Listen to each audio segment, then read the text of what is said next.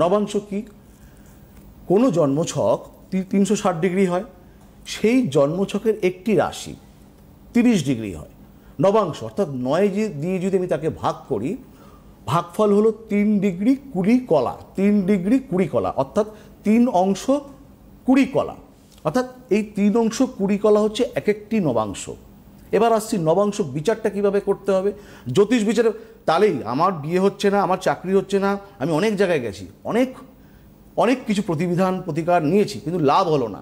সবাই রাশিচক্র দেখতে ছেড়ে দিচ্ছে, কিন্তু নবাংশ এই কঠিন অবস্থায় আমাকে ঢুকতে হবে।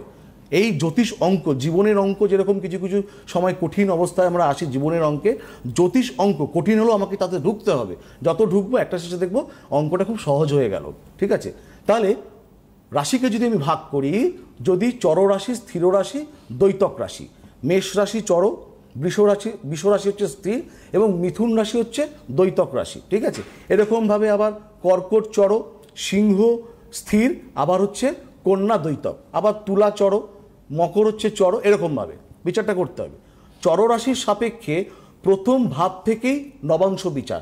প্রথম অর্থাৎ মঙ্গল, আমি যদি মেষের বিচার করি, মেষের প্রথম নবাংশপতি হলো মঙ্গল, আবার মেষের দ্বিতীয় নবাংশপতি বৃষ রাশির অধিপতি শুক্র, এভাবে